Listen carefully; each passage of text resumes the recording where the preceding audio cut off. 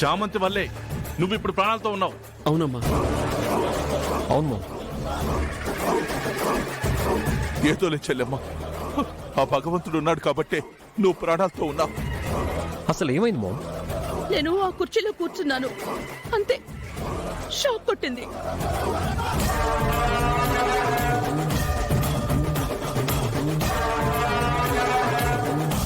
అసలు ఈ చైర్ కి కరెంట్ ఎలా పాస్ అయింది?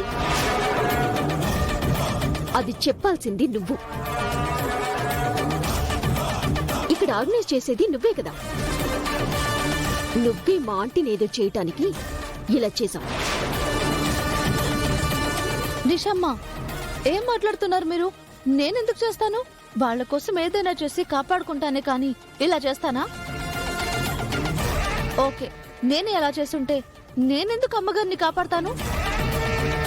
కరెక్టే కదమ్మా, నోరుంది కదా ఊరికే నిద్ర వేయకూడదమ్మా. తప్పు. ఇలా ఎప్పుడు నా చెల్లికి జరగలేదు. నేను అనుకోవడం ఏంటంటే, ఒడ్డెమ్మను పట్టుకోవడానికి నువ్వు పరిగెత్తావు కదా, అమ్మవారు ఆగ్రహించుంటారు. అందుకే నీకిలా జరిగి ఉంటుంది. ఊరుకో అన్నయ్య, నువ్వు నీ అనుమానం దీనికి దానికి ఏమైనా సంబంధం ఉందా?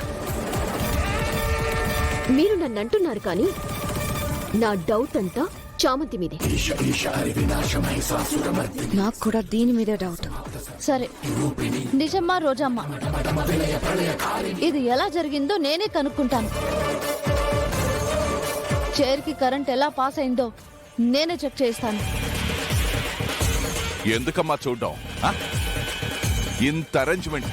ఇదిగో ఇదిగో ఇదిగో నిషా, రోజా, చూడండి.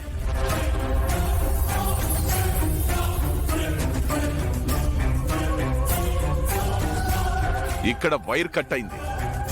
ఈ చైర్కి కరెంట్ పాస్ అయి ఉంటుంది. ఎలక్ట్రికల్ వర్క్ చేసిన వాళ్ళు సరిగ్గా చూసుకోలేదనుకుంటా. తప్పు వాళ్ళదైతే పాపం చామంతి ఏం చేస్తుంది? ప్రతి ఒక్కరూ చామంతిని ఎందుకు నిందిస్తున్నారు?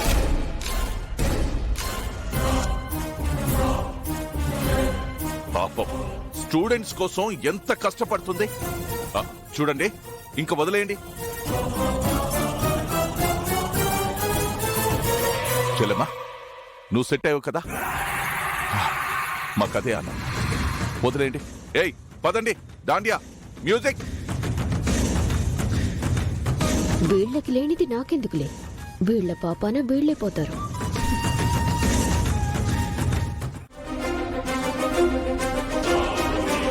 ఏంటి చామంతి అలా చూస్తున్నావు? గుర్తుపట్టావా?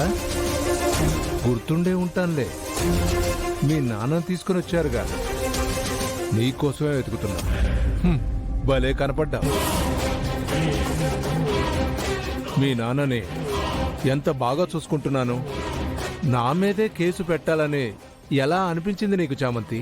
మీరు చేసింది అలాంటిదే సార్. ఒక అమ్మాయికుడి ప్రాణం తీశారు. నో చామంతి, నో. నువ్వు చూసింది, నువ్వు అనుకున్నది నిజం కాదు. నాకేం తెలీదు. అవన్నీ అఫీషియల్ వ్యవహారాలు. దాంట్లో తలదూరిస్తే నీకే డేంజర్. వద్దమ్మా, కేసు వాపస్ తీసుకో. చెప్పాను కదా, నేను కేసుని వాపస్ తీసుకోను. ఏంటి, నా పరువు ఉద్యోగం పోగొట్టాలనే డిసైడ్ అయ్యావా? దీనివల్ల నువ్వు ఎంత నష్టపోతావో నీ ఊహకి కూడా అందదు.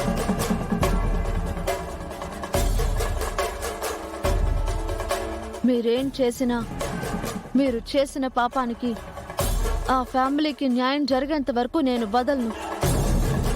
ఏం చేసుకుంటారో చేసుకోండి.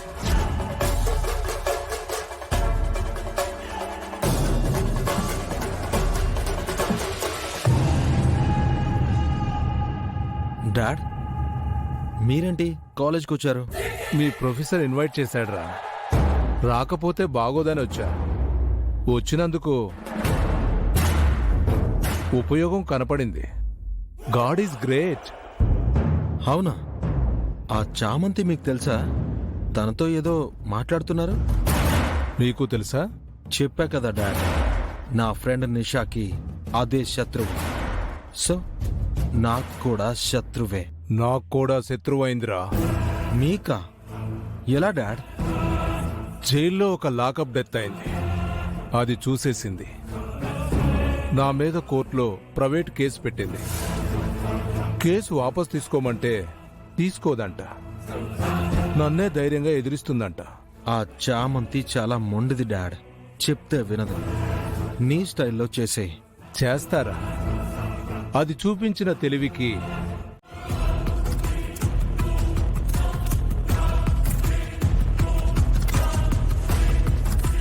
పెద్ద అపాయం నుంచి బయటపడ్డారతయ్య. బోడెమ్మ కుంకుమ పెట్టుకోకపోవడం వల్లే ఇలా జరిగిందంటారా? తెలియట్లేదు రోజా.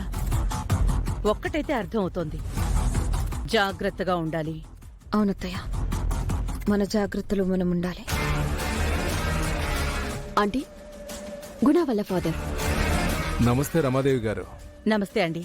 మీ గురించి చాలా విన్నాను. మిమ్మల్ని ఇలా కలుసుకోవడం చాలా సంతోషంగా ఉంది. మీరేం చేస్తుంటారు? నేను ఈ సిటీ జైలుకి జైలర్ని రమాదేవి గారు. మీరు త్రిపాఠియా? అవును మేడం. ఓకే ఓకే, మీ పేరు నేను విన్నాను. ఆ కైలాష్ని అరెస్ట్ చేశారుగా, ఎలా ఉన్నాడు?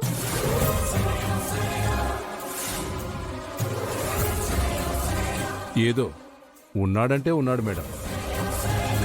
మీకు అతను తెలుసా? పెద్దగా పరిచయం లేదులేండి. సరే రమాదేవి గారు, ఏదో మాట్లాడుకుంటున్నట్టున్నారు. తర్వాత కలుస్తానులేండి. మీతో పరిచయం ఇలా అయ్యింది. God is great.